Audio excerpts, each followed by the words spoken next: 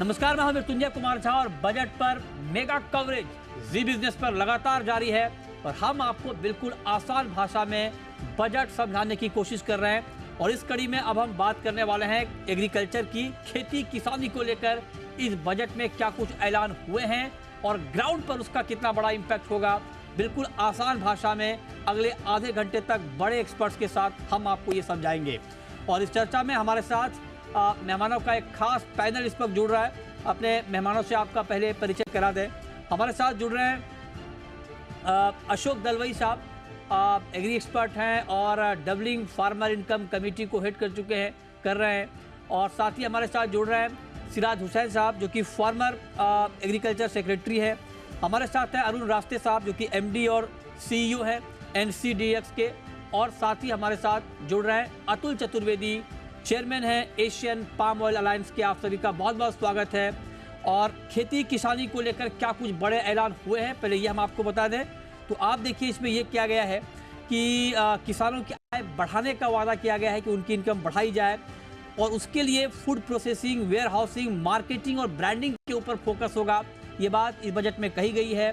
फसल कटाई के बाद की गतिविधियों में निजी निवेश को बढ़ावा दिया जाएगा। इसके अलावा नैनो DAP के इस्तेमाल को बढ़ाया जाएगा। तिलहन पर खास करके फोकस किया गया है कि तिलहन में आत्मनिर्भर होने के लिए कदम उठाए जाएंगे। खास करके मूंगफली और सरसों का उत्पादन कैसे बढ़े, इसके ऊपर बड़ा फोकस होगा। तो ये कुछ बड़े ऐलान हैं। अशोक दलवई जी, आप तो किसानों की आमदनी बढ़ाने वाली कमेटी को आपने हेड किया है, उसको देखा है, समझा है बहुत करीब से। आप जरा बताइए कि ये जो बजट के ऐलान है, हालांकि ये इंटरिम बजट है, फिर भी जो एग्रीकल्चर को लेकर के ऐलान हुए हैं, क्या ग्राउंड पर वाकई इसका बड़ा रिफ्लेक्शन हम देखेंगे, बड़ा इंपैक्ट देखेंगे? धन्यवाद जी। ये तो जैसे आपने कहा एक इंटरिम बजट है, फिर भी इंटरिम बजट का यही कर्तव्य बनता है कि वो पिछले साल का बजट और भविष्य में जो आने वाला है, इन दोनों में एक ब्रिज माफिक काम करना है। तो आप जैसे कहा, ये पिछले 10 साल में इस सरकार का यही एक मुद्दा रहा है कि हमारा भारत देश का कृषि क्षेत्र को रीमैंडेट करना है। पहले तो हम प्रोडक्शन पर ध्यान देते थे और ध्यान देना उचित भी है, मगर प्रोडक्शन जैसे बढ़ेगा, इससे क्या हमारे किसान को फ़ायदा होगा। तो इसलिए इनकम और जॉब क्रिएशन, ये जो दो मुख्य मुद्दा है भारत देश में, हमको याद रखना है कि कृषि क्षेत्र में ही भी हमको जॉब क्रिएट करना है और इनकम बढ़ाना है। इस दृष्टिकोण को रखते हुए इस बजट में सरकार ने पोस्ट हार्वेस्ट मैनेजमेंट पर ज़्यादा फोकस किया है, क्योंकि विशेषकर हमारे जो यूथ है, टेक्नोलॉजी सेंट्रिक है, ग्रेजुएट्स है, वो तो चाहेंगे कि ऐसे उद्योग क्रिएट किया जाए ताकि वो जाकर काम कर सकते हैं। तो पोस्ट हार्वेस्ट मैनेजमेंट जैसे एग्रीगेशन ऑफ द प्रोड्यूस है, एग्रीगेशन प्लेटफॉर्म्स है, एग्री लॉजिस्टिक्स है और प्रोसेसिंग और मार्केटिंग, ये जो सब वैल्यू चेन का एक मुद्दा बनता है, इस पर इस बजट में प्रावधान किया गया है। आप जानते हैं कि पहले हमारे आत्मनिर्भर भारत में 1 लाख करोड़ का एग्रीकल्चर इंफ्रास्ट्रक्चर फंड क्रिएट किया गया है। एनिमल हस्बेंड्री डिपार्टमेंट में बहुत सारे कॉर्पस फंड क्रिएट किया गया है। मिनिस्ट्री ऑफ फूड प्रोसेस में भी क्रिएट किया गया है। उसी को अब आगे बढ़ाते हुए इस बार बजट में ही कहा गया है कि हम 1 लाख करोड़ का यूथ के लिए स्पेशली एक कॉर्पस फंड क्रिएट करेंगे ताकि उनको उद्योग सृष्टि कर सकते हैं। और इसके साथ साथ जब एग्रीकल्चर बजट आप देखेंगे, हम ये भी याद रखना पड़ेगा कि मिनिस्ट्री ऑफ रूरल डेवलपमेंट में क्या हो रहा है, मिनिस्ट्री ऑफ फूड में क्या हो रहा है। मिनिस्ट्री ऑफ रूरल डेवलपमेंट जो विशेषकर अंडर द पावर्टी लाइन पर विशेष का ध्यान देता है, वहाँ लाइवलीहुड मिशन है और नरेगा है, सेल्फ हेल्प ग्रुप है। हमारे देश में सेल्फ हेल्प ग्रुप के माध्यम से कम 83 लाख मेंबर्स हैं और बहुत सारे उद्योग क्रिएट किया गया है। तो इस बजट में उसको भी ध्यान रखा गया है। बिल्कुल सर। तो मैं मानता हूं कि प्रोडक्शन के साथ साथ पोस्ट हार्वेस्ट मैनेजमेंट जो विशेष फोकस ये आपने बहुत बड़ी बात कही सर कि पोस्ट हार्वेस्ट मैनेजमेंट के ऊपर फोकस किया गया है। और इससे जो लीकेज है वो रुकेगा और किसानों की जो इनकम है उसमें बढ़ोतरी में ये मददगार साबित होगा। सिराज हुसैन जी, आपका पहला टेक क्या है सर? ओवरऑल जो एग्रीकल्चर को लेकर बातें कही गई हैं, बजट में जो फोकस किया गया है, क्या आपको लगता है कि सही डायरेक्शन में है या आपको कुछ मिसिंग दिख रहा है? देखिए, हमें जो हमारा प्रिलिमिनरी रिएक्शन था वो हमने एक आर्टिकल में लिख दिया है, वो हाँ। ऑलरेडी मनी कंट्रोल में छप चुका है। हम्म। दूसरी बात यह है कि इस बजट को देख के ऐसा लगता है कि सरकार इस बात पे कन्विंस है कि हम इलेक्शन जीत रहे हैं। अच्छा। तो इसलिए उनको कोई बहुत पॉपुलिस्ट मेजर लेने की जरूरत नहीं पड़ी, जो कि मैं कहूंगा एक अच्छी बात है, क्योंकि उससे फिर हमारा फिस्कल डेफिसिट बढ़ता है और अननेसेसरली वेस्टफुल एक्सपेंडिचर होता है। तो ये एक अच्छा सरकार ने बजट प्रेजेंट किया है जो कि फिस्कल प्रूडेंस को सपोर्ट करता है। जहां तक एग्रीकल्चर की बात है तो देखिए, एग्रीकल्चर में पोस्ट हार्वेस्ट के लिए एक दो सेंटेंस कहे गए हैं, लेकिन कोई रोड मैप उसका नहीं है। एक कमेटी गवर्नमेंट ऑफ इंडिया ने एक्सपर्ट कमेटी बनाई थी, वेयर हाउस बेस्ड सेल को कैसे प्रमोट किया जाए। उस कमेटी के हम चेयर थे। हमने अपनी रिपोर्ट सबमिट करी हुई है, वो रिपोर्ट गवर्नमेंट के पास है, वो गवर्नमेंट उस रिपोर्ट को रिलीज करेगी, तब उस पर डिस्कशन होगा। जाहिर है कि इसमें कुछ समय लगने की उम्मीद है। मैं समझता हूं कि कुल मिला के पोस्ट हार्वेस्ट की तरफ जितना ध्यान अभी तक दिया गया है उससे बहुत ज्यादा ध्यान देने की जरूरत है। तो आप कह रहे हैं कि पोस्ट हार्वेस्ट पर जो बात कही गई है, आप कह रहे हैं कि उससे ज्यादा ध्यान देने की जरूरत है, उसके ऊपर ग्राउंड पर बड़े पैमाने पर एक हॉलिस्टिक अप्रोच के साथ काम करने की जरूरत है। अरुण रास्ते जी, आप तो सर देश का सबसे बड़ा एग्री एक्सचेंज NCDX के MD और CEO हैं, और एग्री का हमारा इतना बड़ा मार्केट है, ह्यूज पोटेंशियल है। आप देखें, इतना बड़ा, हम तो एक्सपोर्टर भी हैं, इंपोर्टर भी हैं। उस लिहाज से आज के ऐलान को आप एग्रीकल्चर ग्रोथ के डायरेक्शन में किस तरह से देख रहे हैं? क्या आपको लगता है कि सही अप्रोच है, सही डायरेक्शन है एग्री ग्रोथ को लेकर इस बजट में? जी नमस्कार। पहली चीज तो ये कहना चाहूंगा कि मुझे एक बात की सबसे ज्यादा खुशी ये हुई है कि फिस्कल डेफिसिट 5.9 जो एस्टिमेटेड था उससे कम होकर 5.8 है। राइट। तो एज ए इकोनॉमिक स्टूडेंट ये मेरे लिए बहुत अच्छी मतलब खुशी की बात थी बजट में सबसे पहले। दूसरी चीज, अगर आपने नोटिस की हो तो इस बार वित्त मंत्री जी ने प्रोडक्टिविटी की बात की है, फिशरीज को लेके की थी कि जो प्रोडक्टिविटी हमारी 3 टन से बढ़ा के 5 टन की जाए। अगर सरकार प्रोडक्टिविटी की बात करती है तो ये बहुत अच्छी खुशी की बात है, क्योंकि आज की तारीख में मैं इससे पहले डेयरी सेक्टर में हुआ करता था और डेयरी और फिशरी में पहले मैं बात करता हूँ, बाकी सेक्टर में बाद में आता हूँ। डेयरी सेक्टर में आज हम दुनिया के सबसे बड़े मिल्क प्रोड्यूसर हैं, पर अगर हमारी प्रोडक्टिविटी देखेंगे तो न्यूजीलैंड या ऑस्ट्रेलिया या डेनमार्क के कंपैरिजन में हम लोग 1/6 या 1/8 होगी। तो प्रोडक्टिविटी जहां बढ़ जाएगी कृषि क्षेत्र में, जो किसान है, हम लोग फार्म इनकम बढ़ाने की बात कर रहे हैं, ऑफ फार्म इनकम बढ़ाने की बात कर रहे हैं, तो डेयरी, पोल्ट्री, फिशरी, इनके थ्रू अगर इनकी प्रोडक्टिविटी बढ़ जाती है, किसान की इनकम बढ़ जाती है, तो लोग जो गांव से भागते हैं शहरों की तरफ, वो माइग्रेशन रुक जाएगा, क्योंकि वहीं किसान को इनकम बढ़ जाएगी। तो ये प्रोडक्टिविटी वाला जो एस्पेक्ट उन्होंने कवर किया है, मुझे बहुत अच्छा लगा।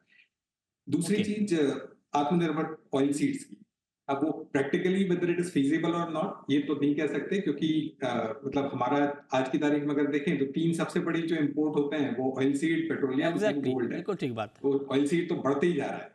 अब इसको अगर कंट्रोल करना है तो डेफिनेटली हमें डोमेस्टिक प्रोडक्शन बढ़ाना पड़ेगा। डोमेस्टिक प्रोडक्शन बढ़ाने के लिए जरूरी है कि डोमेस्टिक मार्केट्स ओपन रहे और किसानों को जो भाव मिलना चाहिए वो मिलता रहे। आज की तारीख में अगर देखते हैं तो ऑयल सीड जो है, मस्टर्ड और सोयाबीन, वो नियर अबाउट MSP है, उससे नीचे ही चल रहे हैं। अगर ये ऐसे चलता रहा तो किसान कभी जाके बोएगा नहीं, तो हमारा ये कभी लक्ष्य पूरा नहीं हो पाएगा। तो इसलिए इस मार्केट रिलेटेड एस्पेक्ट को सीरियसली सोचने की जरूरत है। पर जैसे मैंने कहा, ये तो डायरेक्शनल है। होपफुली जब जुलाई में बजट आएगा तो उसमें कोई अच्छे कदम दिखाई देंगे। सिराज जी ने जो बात की थी in terms of warehousing की, तो मैं उसको एक और चीज से जोड़ना चाहूंगा। जो कोऑर्डिनेटेड एफर्ट्स होना चाहिए गवर्नमेंट की तरफ से, शायद उसकी जरूरत होगी, क्योंकि ठीक बात है। जो हमारा कॉर्पोरेशन मिनिस्ट्री, उन्होंने काफी एम्बिशियस प्रोग्राम बनाया है वेयर हाउसिंग का। हर ब्लॉक में एक वेयर हाउसिंग हो कोऑपरेटिव सेक्टर में।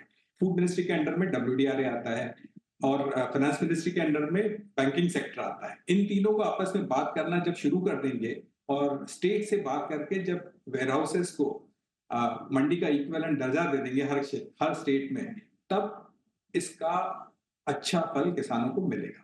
तो बहुत महत्वपूर्ण बात है जो अरुण जी आपने जो बात AWL को लेकर कही, जो वेयर हाउसिंग को लेकर बात कही, बहुत जरूरी है। आप देखिए कि जो हमारी खपत है जो हमारा कंजम्पशन है एडिबल ऑयल का, उसमें से 60-70% हम इंपोर्ट कर लेते हैं।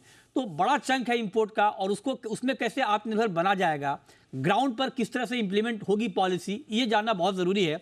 और इस पर देखिए बात करने के लिए खास एक्सपर्ट जो कि एडिबल ऑयल के एक्सपर्ट हैं, अतुल चतुर्वेदी, चेयरमैन है एशियन पाम ऑयल अलायंस के, एडिबल ऑयल पर बहुत गहरी पकड़ रखते हैं। अतुल जी, बहुत स्वागत है। और आपकी इंडस्ट्री के ऊपर बड़ा फोकस किया गया है ना? फोकस ये किया गया है कि एडिबल ऑयल में आत्मनिर्भर बनना है।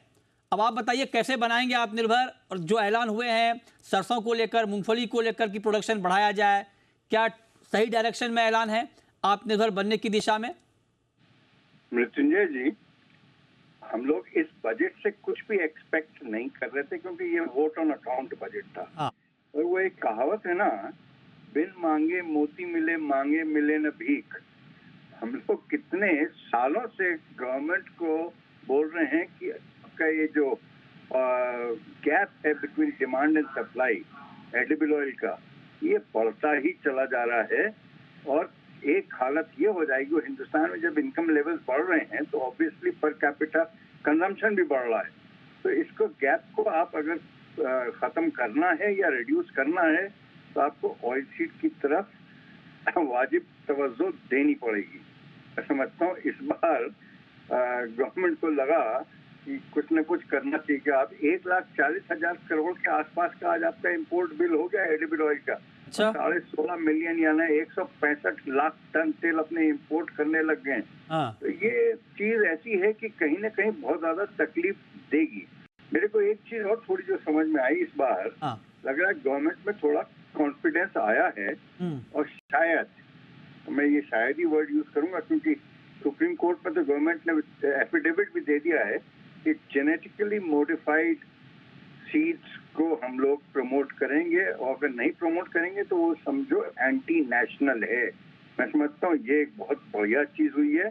और अगर कहीं ना कहीं ये बदलाव लाता है अपने ऑयल सीड के, जितने भी अभी आपके स्पीकर थे, चाहे सिराज भाई थे या अशोक दलवाई जी थे या अरुण रस्ते थे, सबने एक ही बात बोली है कि प्रोडक्टिविटी अपनी बहुत ज्यादा कम है। हिंदुस्तान में एरेबल लैंड का रकबे की कोई कमी नहीं है। ठीक बात है। पर प्रोडक्टिविटी जो है वो वर्ल्ड के एवरेज से 30% है। कहीं ना कहीं उसकी तरफ हम लोगों ने जो वाजिब तवज्जो की वो नहीं दी। इस बजट में हो सकता है वो डेफिनेट आए, पर अभी तक का फाइन प्रिंट नहीं दिखा है। और एक्शन किस तरह से होता है वो बहुत महत्वपूर्ण होगा। राइट, वो बहुत महत्वपूर्ण होगा और ये बहुत ज़रूरी है। आप देखिए, मतलब एग्रीकल्चर पर इस वक्त आप सबसे बड़ा पैनल जी बिजनेस पर देख रहे हैं। हमारे साथ चारों इंडस्ट्री के दिग्गज हैं। मतलब आप अगर सुन लीजिए, आप ये समझ लीजिए कि बजट पे अगर आपने इन चारों को सुन लिया ठीक से, एग्रीकल्चर पे इनकी बातों को, तो फिर आप ये समझिए कि आपके दिमाग में खेती किसानी को लेकर जो ऐलान हुआ है बजट में, वो पूरी बात क्लियर हो जाएगी। खास चर्चा जारी है। हमारे साथ बड़ा पैनल इस वक्त मौजूद है। अशोक दलवाई जी, एक जो बात इस बजट में कही गई है कि नैनो डीएपी के इस्तेमाल को बढ़ाया जाएगा, इसका क्या इंपैक्ट होगा सर प्रोडक्शन पे, प्रोडक्टिविटी पे?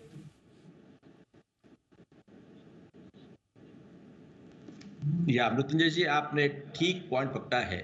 आप जैसे जानते हैं कि जब पैकेज ऑफ प्रैक्टिसेस को रेकमेंड करता है मतलब स्टेट एग्रीकल्चर यूनिवर्सिटी या सेंट्रल एग्रीकल्चर यूनिवर्सिटी, नॉर्मली 4:2:1 होता है recommended package of practice, nitrogen, phosphate और पोटाशियम। इसका मतलब है पोटाशियम भी एक ज़्यादा खर्च का आइटम होता है किसान के लिए। यही कारण है कि किसान ज़्यादा यूरिया यूटिलाइज करता रहता है और फॉस्फेट और पोटाशियम को थोड़ा नेग्लेक्ट करता है, क्योंकि हमारे देश में यूरिया पर तो बहुत सब्सिडी दिया जाता है। तो यही कारण, इस कारण से मैं मानता हूँ कि जब नैनो डीएपी आ जाएगा तो नेचुरली कॉस्ट ऑफ प्रोडक्शन कम होगा, क्योंकि हमारा इस्तेमाल जो है सही तरीके से होगा, सही प्रमाण में होगा और कम खर्चे में होगा।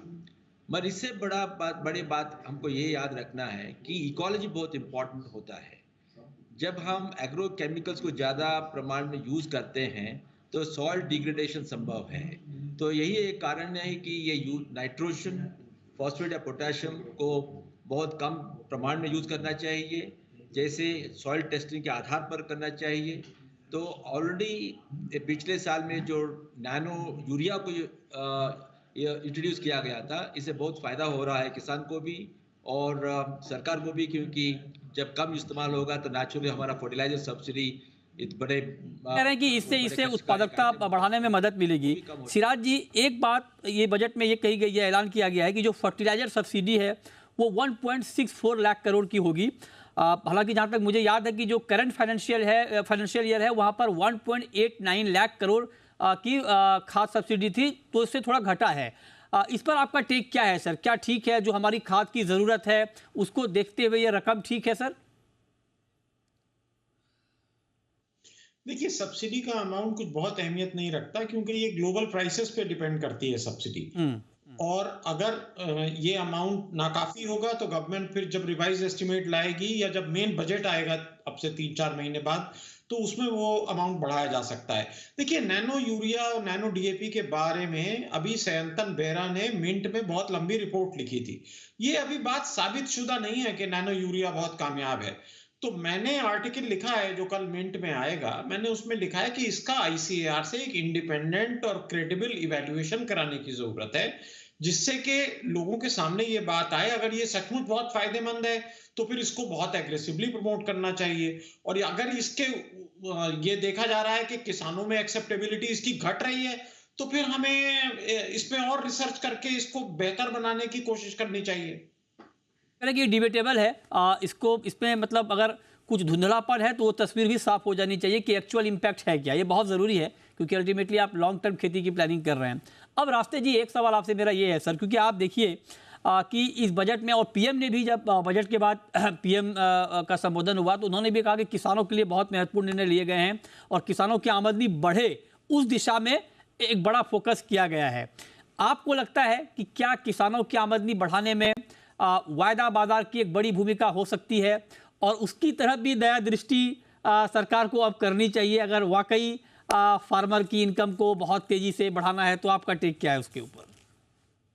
देखिए, सिंपल शब्दों में तो उसका आंसर से एक है, उसमें तो कोई दो राय नहीं हो सकती कि वायदा बाजार से किसानों की इनकम बढ़ेगी। मैं इसमें जो बजट से लिंक्ड और वायदा बाजार से लिंक्ड दो चीजें कहना चाहूंगा। इन्होंने जो बात की है कि मार्केट लिंकेजेस और इनाम वाली, और तीसरा प्राइस इंश्योरेंस या क्रॉप इंश्योरेंस। क्रॉप इंश्योरेंस की बात की थी, प्राइस इंश्योरेंस की नहीं की थी। जब आप वायदा बाजार से लिंक करते हैं और पुट ऑप्शन जैसी चीज देते हैं तो प्राइस इंश्योरेंस भी इंडिया में आज की तारीख में, भारत में प्राइस इंश्योरेंस कहीं भी नहीं है।